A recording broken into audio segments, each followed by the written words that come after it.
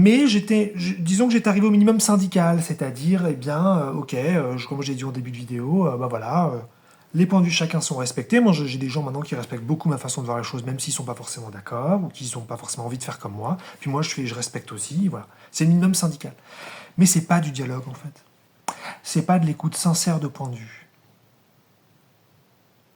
C'est suffisant pour vivre en paix, c'est suffisant pour peut-être même être en relation et partager des choses, mais c'est pas suffisant pour être ensemble et pour toucher à l'autre et pour se laisser être touché.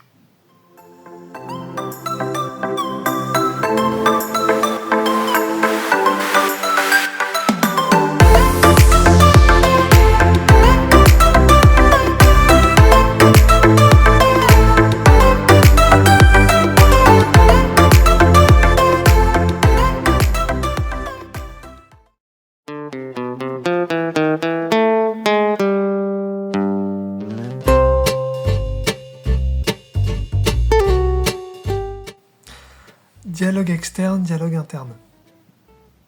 Ça fait quelques jours avant de faire cette vidéo que je pense à ça. J'ai envie de vous partager un truc là-dessus.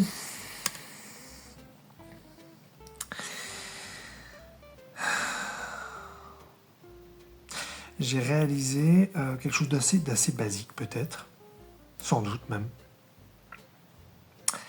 C'est que le dialogue sincère amenait à une unification, que ce soit de plusieurs personnes ou de parties de soi,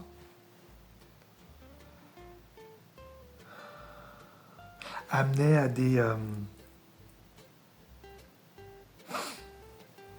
libérations de certains points de vue arrêtés ou de certaines émotions bloquées.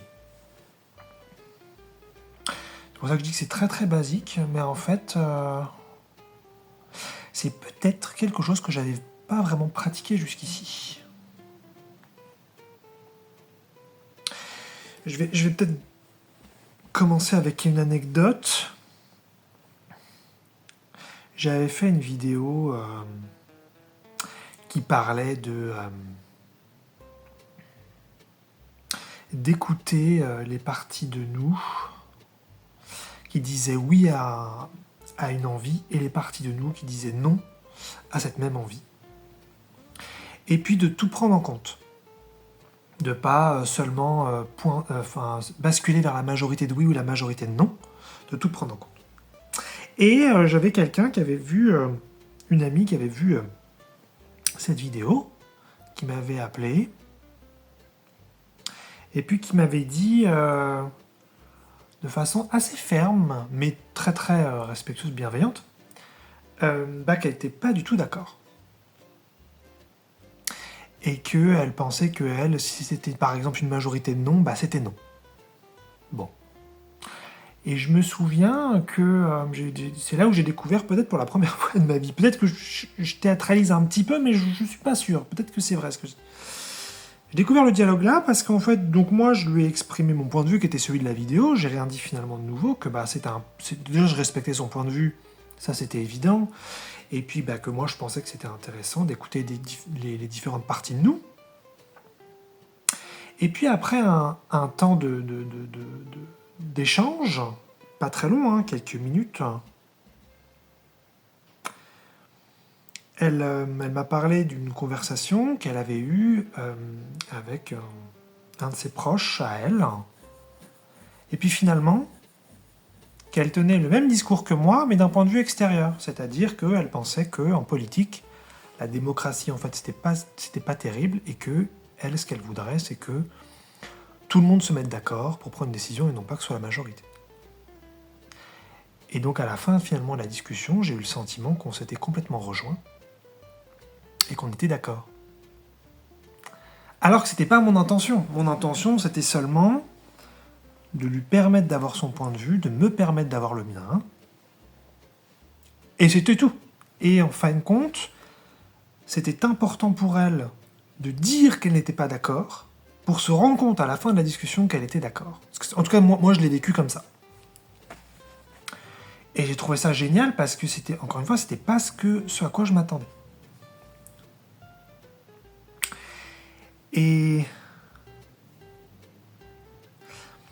je crois qu'en fait, c'est quelque chose que j'ai très peu pratiqué avec les gens. J'ai beaucoup respecté les points de vue, les gens aussi respectent le mien, mais en fin de compte, le dialogue, pour moi, c'est le partage émotionnel, sincère, respectueux, bienveillant, sur un sujet donné. De pouvoir dire,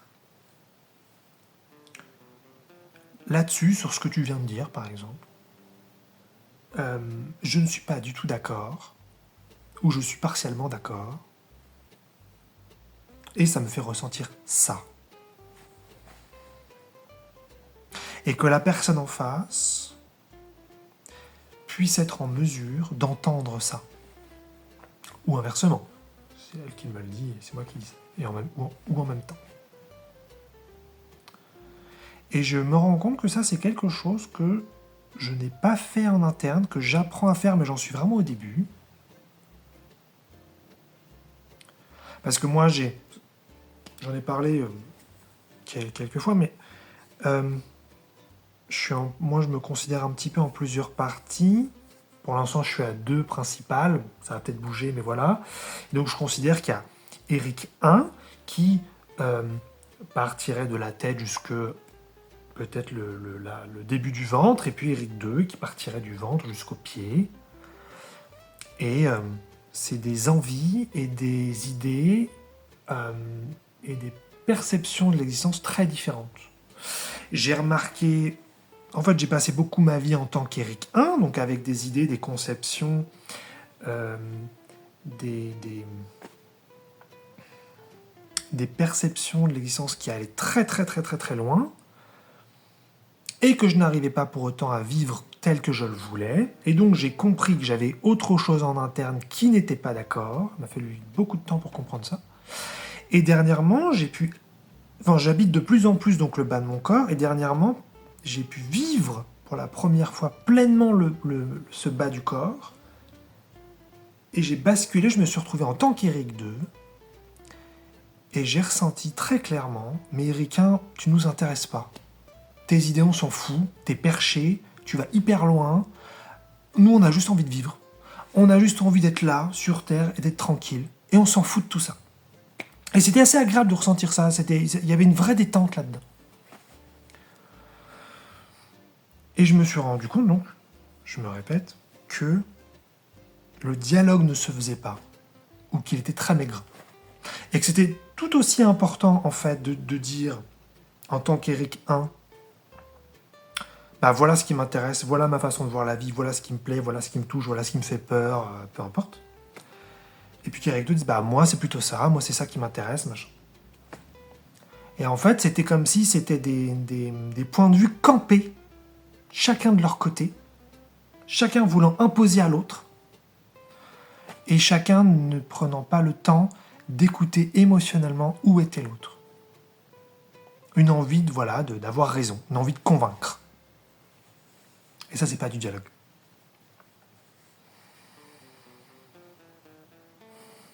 Et moi, il y a très longtemps, me sentant supérieur parce que je comprenais plein de choses que pas mal de gens ne comprenaient pas,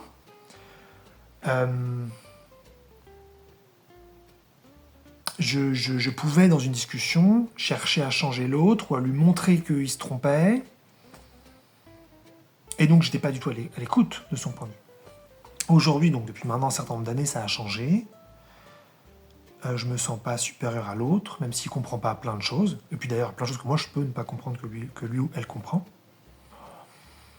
Mais disons que j'étais arrivé au minimum syndical, c'est-à-dire, comme j'ai dit au début de vidéo, les points de vue de chacun sont respectés. Moi, j'ai des gens maintenant qui respectent beaucoup ma façon de voir les choses, même s'ils sont pas forcément d'accord, ou qu'ils n'ont pas forcément envie de faire comme moi. Puis moi, je respecte aussi, voilà. C'est le minimum syndical.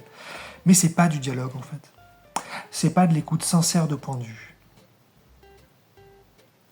C'est suffisant pour vivre en paix, c'est suffisant pour peut-être même être en relation et partager des choses.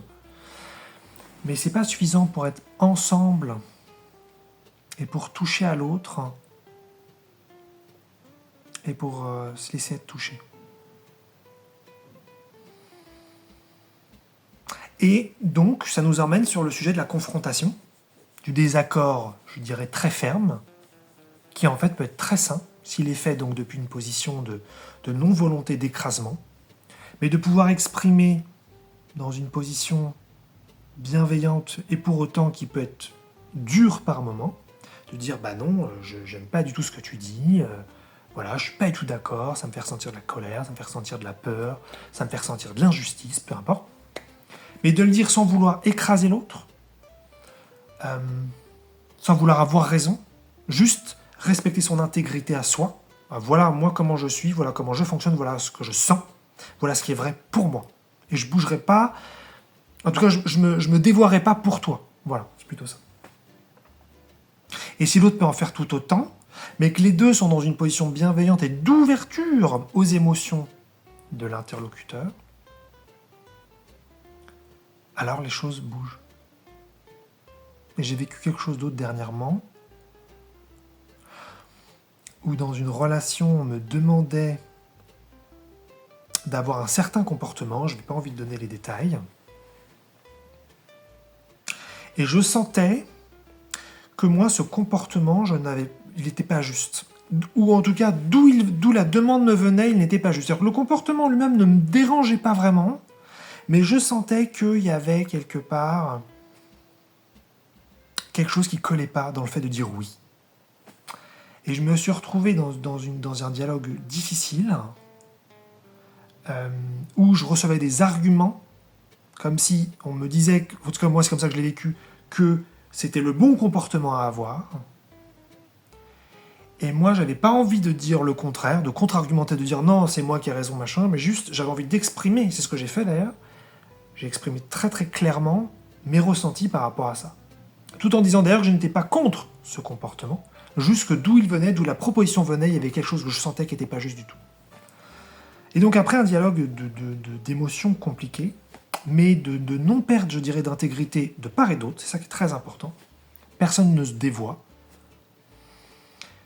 eh bien, sans que je m'y attende, est arrivée en moi une envie d'avoir ce comportement, une envie sincère, pas une envie genre bon d'accord, non, une envie sincère, quelque chose d'agréable que j'ai ressenti, qui m'a motivé même à avoir ce comportement. Et je sentais que c'était juste. Mais parce que j'avais fait ce dialogue émotionnel sincère, qui n'était pas dans le but d'avoir ce comportement ou de ne pas l'avoir, il n'y avait pas un objectif, c'était juste d'exprimer ce qui était là et que l'autre puisse en faire tout autant. Et il y a un certain nombre de sujets comme ça, où moi je me rends compte que je n'ai pas été entendu. Alors d'abord, je n'ai pas été entendu par moi, bien sûr, et puis je n'ai pas été entendu par les autres. Il y a plein de sujets comme ça. Quelques heures avant de faire cette vidéo, j'ai passé un petit temps à me poser sur le sujet du travail. Où aujourd'hui, j'ai encore des émotions très compliquées sur le travail, même si j'en ai quand même beaucoup moins qu'avant, mais il m'en reste quand même un certain nombre. Et je réalisais qu'en fait, je ne me suis pas entendu et je n'ai pas été entendu sur ce sujet-là. Dire les mots n'est pas suffisant. Il faut sentir vraiment que l'émotion est là et qu'il y a une libération, une expression qui se fait, quelque chose qui vraiment sort. Et à la fois que moi je sente que je suis légitime dans ce que je dis et que l'autre me légitimise aussi dans ce que je dis. Donc voilà, donc là je parle d'un exemple de dialogue interne, donc ça c'est entre moi et moi, un dialogue externe, c'est avec quelqu'un d'autre.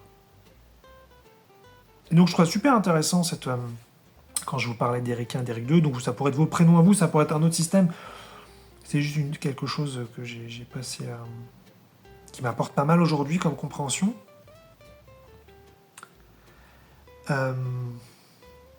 Mais ouais, c'est de prendre le temps vraiment d'écouter nos ambivalences, d'écouter nos envies différentes et de les écouter avec sincérité. Pas les écouter dans l'espoir que ça change, parce que ça c'est tricher et ça marche pas. Enfin, c'est malsain, c'est pour ça que ça marche pas. Mais d'écouter les envies sincères qui sont là. Et ça, je sens que je commence de plus en plus à en être capable. En tout cas, il y a une intention au minimum de ça. J'ai peut-être pas une grande expérience, mais j'ai une vraie intention de plus en plus d'entendre l'émotion de l'autre, qui est beaucoup plus fort que le point de vue. Parce que le point de vue, on peut rester dans le mental. Enfin, c'est déjà bien, hein, parce que moi, il y a longtemps, même le point de vue de l'autre, à la limite, je m'en fichais. Donc c'est déjà bien, je pense, d'écouter le point de vue mentalement de l'autre. Mais d'écouter les émotions qui sont derrière. Et il faut pouvoir même, je dirais, dissocier par moment le mental des émotions, parce que parfois la raison, elle est trop forte, elle a trop tout compris, elle a bien vu ce qui se passait, mais les émotions disent autre chose. J'ai fait une journée de constellation quelques jours avant de faire cette vidéo. Et sans donner les détails, parce que c'est important de respecter les constellations faites sans trop en parler, je vais donner un exemple en plus très très général. Il y avait quelqu'un qui avait perdu un proche, donc par rapport au décès, je veux dire. Et il y avait la raison qui était là, qui disait que ce proche n'avait pas choisi de mourir, qu'on pouvait rien faire contre la mort, ce genre de choses. Et moi en plus, je peux avoir un mental là-dessus qui est prêt à contre-argumenter sur ce genre de truc. Mais le sujet, c'était pas ça. Le sujet, c'était qu'il y avait une émotion très forte d'injustice que cette personne était décédée. Et de l'autre côté, il y avait la raison qui disait « mais c'est comme ça ». Et en fait, il fallait couper la raison. Pour un temps. Pour vraiment, et c'est ce qui s'est passé, pour vraiment permettre à ce que cette immense émotion d'injustice, en l'occurrence, puisse être vécue. Et enfin qu'elle ait le droit d'être là. Et d'ailleurs, on peut revenir à la raison si on le souhaite dans un second temps. C'est pas un souci. Il ne s'agit pas donc de critiquer la raison. Il ne s'agit pas de la mettre inférieure même à l'émotion ou je sais pas quoi. Mais voilà, en fait, voilà, j'avais envie de parler de ça. C'est un truc qui me tient à cœur, qui se développe. Je me sens très débutant là-dessus. De pouvoir... parce qu'il y a beaucoup de sujets encore, je me sens pas entendu. Et j'ai vu donc que c'était Eric II qui n'écoutait pas Eric I sur certains sujets. Mais en fait, je me suis rendu compte aussi que Eric I n'écoutait pas Eric II. Autrement dit, mes envies... un petit peu extraterrestre, ou mes envies grandioses, ou mes envies d'un autre monde ne sont pas entendues par mes envies terrestres. C'est une façon de le dire un peu marrante. Et mes envies terrestres ne sont pas du tout entendues par mes envies extraterrestres ou mes envies d'un autre monde. Et j'ai envie de trouver une approche pour qu'on s'entende et pour qu'on soit ensemble. Je ne sais pas trop encore ce que ça va donner, mais je ne vais pas du tout anticiper ça. J'ai juste envie que le dialogue se fasse et que chacun ait le droit. Sur le sujet du travail, pour peut-être finir là-dessus, si je devais faire une caricature, c'est comme si la partie haute me disait « mais le travail n'a aucun sens, j'en veux pas dans ma vie », et la partie basse me disait « le travail a du sens pour moi et j'en veux ». Je pense que c'est pas tout à fait ça, mais c'est pour faire une simplification. Et le dialogue, en fait, c'est pour ça que c'est intéressant, parce que d'un point de vue rationnel, on a l'impression qu'on est dans des impasses. Les arguments sont tellement opposés, mais comment on va faire ? Et lorsqu'on passe, donc on sort des arguments, on sort du mental et qu'on fait seulement du dialogue émotionnel, qu'on est dans la sincérité à la fois de l'expression et à la fois de l'écoute, là il se passe des choses inattendues. En tout cas, c'est ce que je commence à découvrir. J'aurai sans doute beaucoup plus de choses à dire après, mais on se rejoint d'une façon qui était inattendue. Voilà.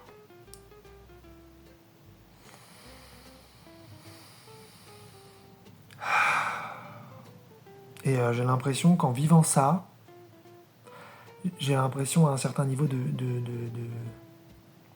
que la ligne terrestre se joue en moi, puisque je vois beaucoup de choses désaccordées sur Terre, non dialoguées, et c'est être capable d'entendre des émotions fortes et opposées sur certains sujets. Voilà. Mais bon, je développerai peut-être là-dessus une autre fois. Je vous fais des bisous.